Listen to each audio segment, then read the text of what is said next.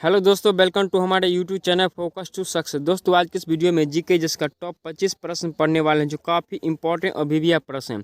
2024 में यदि आप किसी परीक्षा की तैयारी कर रहे हैं तो यहाँ से प्रश्न पूछे योग्य ये सब प्रश्न दोस्तों मोस्ट इंपॉर्टेंट प्रश्न है। इस प्रकार से कई बार एग्जाम वाले प्रश्न ये सब पूछा गया है, तो वीडियो को शुरू से अंत तक देखिएगा। 25 में से आप कितना सही करते हैं वीडियो के अंत में कॉमेंट जरूर कीजिएगा।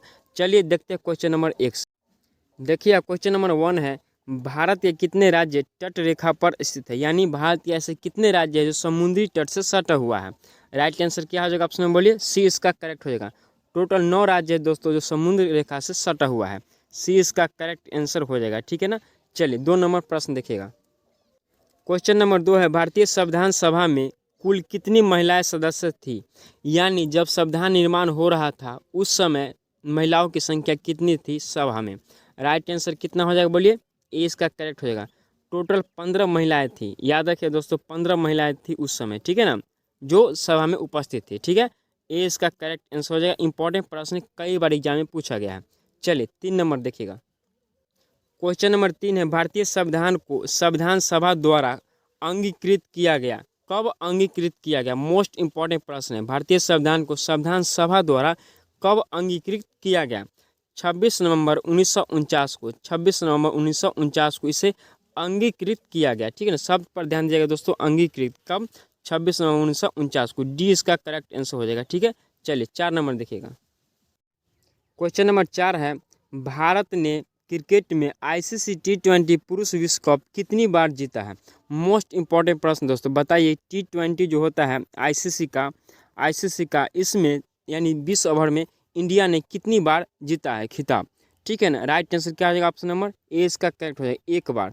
कब दोस्तों? 2007 में। T20 जो आईसीसी होता है दोस्तों 2007 में शुरू हुआ था। उस समय ही इंडिया ने एक बार विश्व कप जीता था T20 में, जब MS धोनी कप्तान थे, ठीक है। ए इसका करेक्ट आंसर हो जाएगा, ठीक है। चलिए 5 नंबर देखें, इंपॉर्टेंट प्रश्न दोस्तों याद कर लीजिएगा, ठीक है। चलिए नेक्स्ट प्रश्न देखिएगा। क्वेश्चन नंबर 5 है, पटकाई की पहाड़ी भारत को अलग करती है। पटकाई की पहाड़ी भारत को किससे अलग करती है? Right answer option number B correct हो जाएगा, म्यांमार को। म्यांमार को अगर भारत से अलग करता है तो वो कौन है? पटकाई की पहाड़ी, ठीक है। बी इसका करेक्ट आंसर हो जाएगा। चलिए क्वेश्चन नंबर 6 देखिएगा। क्वेश्चन नंबर 6 है, फुटबॉल विश्व कप का प्रारंभ किस वर्ष हुआ था? फुटबॉल विश्व कप का प्रारंभ किस वर्ष हुआ था? राइट आंसर क्या है? ऑप्शन नंबर बोलिए। डी इसका करेक्ट है दोस्तों, याद रखिएगा 1930 में फुटबॉल विश्व कप का प्रारंभ किया गया था, यानी शुरुआत हुआ था, ठीक है ना, 1930 में, ठीक है। डी इसका करेक्ट आंसर हो जाएगा। चलिए क्वेश्चन नंबर 7 देखिएगा। क्वेश्चन नंबर 7 है, प्रथम राष्ट्रमंडल खेलों का आयोजन किस वर्ष किया गया था? प्रथम राष्ट्रमंडल खेलों का आयोजन किस वर्ष किया गया था? राइट आंसर इसका क्या हो जाएगा? राइट आंसर ऑप्शन नंबर 20 का करेक्ट होगा। 1930 में इसे किया गया था प्रथम बार राष्ट्रमंडल खेलों का आयोजन।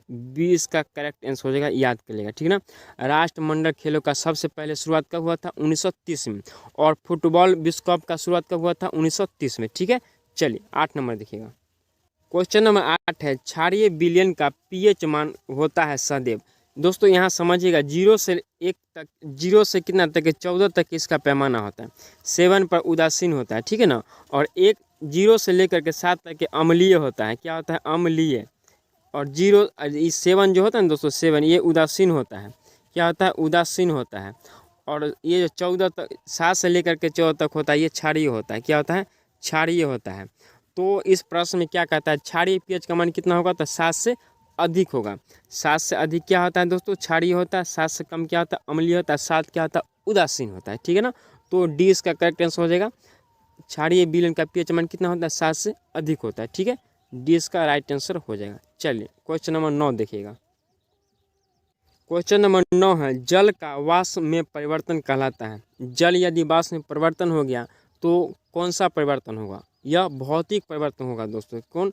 भौतिक परिवर्तन। भौतिक परिवर्तन का मतलब ये हुआ जो एक बार चेंज हुआ फिर उसी रूप में आ जाता है, उसे भौतिक परिवर्तन कहते हैं।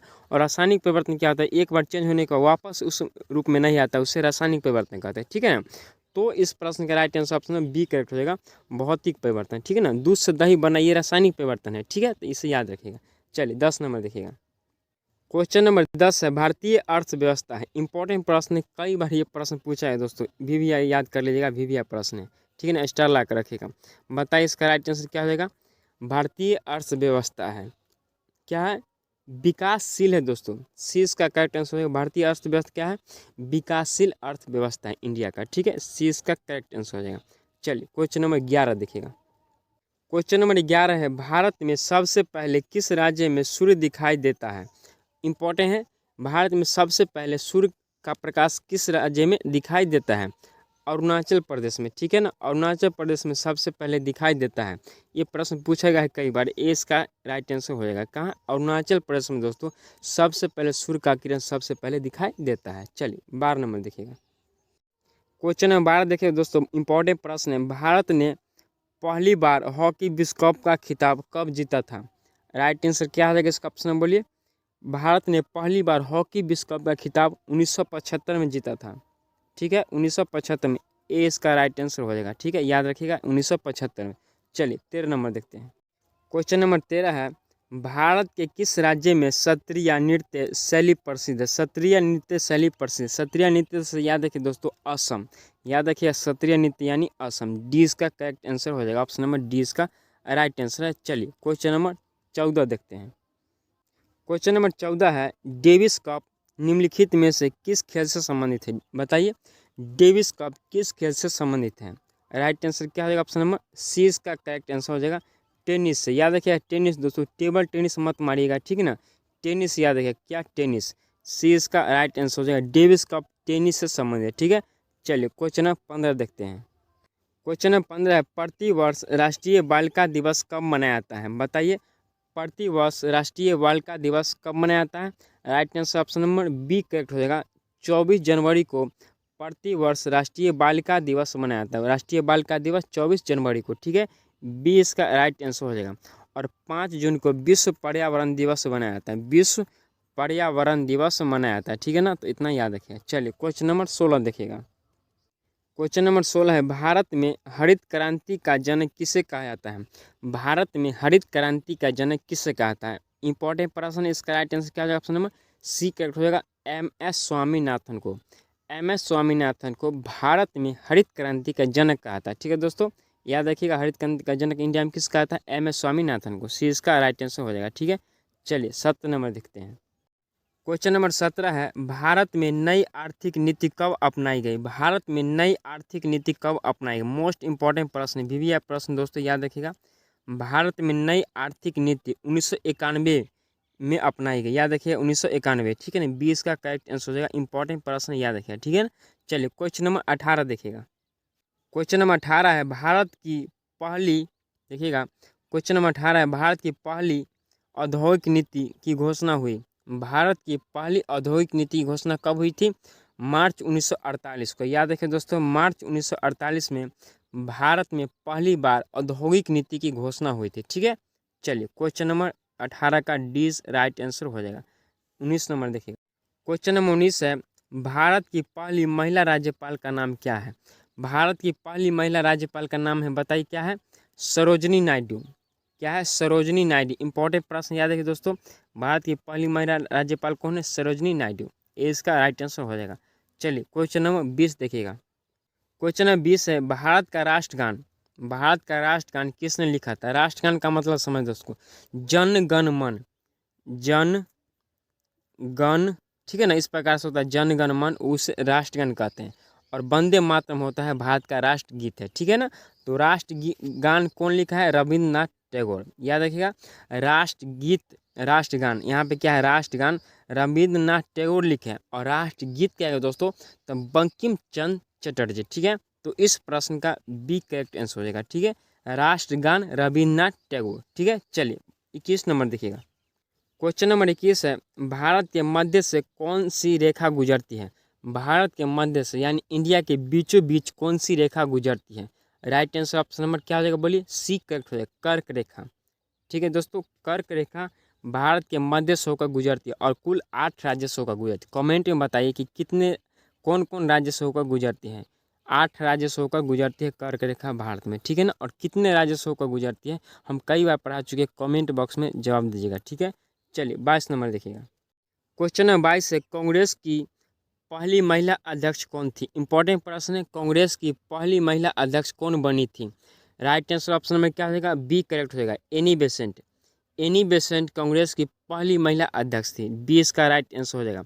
दोस्तों यहाँ पर ध्यान दीजिएगा, यदि आपको भारतीय लगा दे कि कांग्रेस की प्रथम भारतीय महिला अध्यक्ष कौन थी, तो सरोजनी नायडू होगा, ठीक है ना। यहाँ पे भारतीय नहीं है, इसलिए एनी बेसेंट राइट आंसर हो जाएगा, ठीक है। चलिए 23 नंबर देखिएगा प्रश्न संख्या। क्वेश्चन नंबर 23 है, भारत की पहली महिला केंद्रीय मंत्री कौन थी, भारत की पहली महिला केंद्रीय मंत्री कौन थी, इंपॉर्टेंट प्रश्न है। राइट आंसर क्या आ जाएगा ऑप्शन में, बोलिए। भारत की पहली महिला केंद्रीय मंत्री राजकुमारी अमृता कौर थी, राजकुमारी अमृता कौर, याद रखिए दोस्तों, इंपॉर्टेंट है, ये इसका राइट आंसर हो जाएगा, ठीक है। चलिए क्वेश्चन नंबर 24 देखिएगा। क्वेश्चन नंबर 24 है, सती प्रथा का अंत कब हुआ था, सती प्रथा का अंत कब हुआ था, कई बार पूछा गया है एग्जाम हॉल में, ठीक है ना। दोस्तों वीडियो अच्छा लग रहा है तो चैनल का नाम है फोकस टू सक्सेस, सब्सक्राइब करके ऑन नोटिफिकेशन को ऑन कर दीजिएगा, वीडियो को एक लाइक जरूर किया, ठीक है। चलिए क्वेश्चन नंबर 24 का राइट आंसर क्या हो जाएगा, सती प्रथा का अंत दोस्तों 1829 में हुआ था, 1829 में, याद रखिएगा, सती प्रथा का अंत 1829 में हुआ था, डी इसका राइट आंसर हो जाएगा, ठीक है ना। कमेंट कीजिएगा किसने किया था, किसके समय में सती प्रथा का अंत हुआ था, कमेंट में कुछ जरूर कीजिएगा दोस्तों, ठीक है ना, ताकि आपको भी याद रहे और जो कमेंट लोग पढ़ेंगे उससे उन्हें भी समझ में आएगा, ठीक है। चलिए क्वेश्चन नंबर 25 देखिएगा, लास्ट है। देखिए क्वेश्चन नंबर 25 है, लोनार झील भारत के किस राज्य में स्थित है, इंपॉर्टेंट प्रश्न है। लोनार झील भारत के किस राज्य में स्थित है, राइट आंसर क्या आ जाएगा ऑप्शन बोलिए, बी इसका करेक्ट हो जाएगा, महाराष्ट्र में स्थित है लोनार झील, ठीक है दोस्तों। 25 में से आप कितना सही किए कमेंट बॉक्स में अपना स्कोर जो बताएगा, ठीक है ना, 25 में से आप कितना सही किए, ठीक है ना। चलिए मिलते हैं नेक्स्ट वीडियो में, वीडियो अच्छा लग रहा है तो चैनल का नाम फोकस टू सक्सेस, सब्सक्राइब कर और नोटिफिकेशन ऑन कर लेगा, ठीक है। Thank you, bye.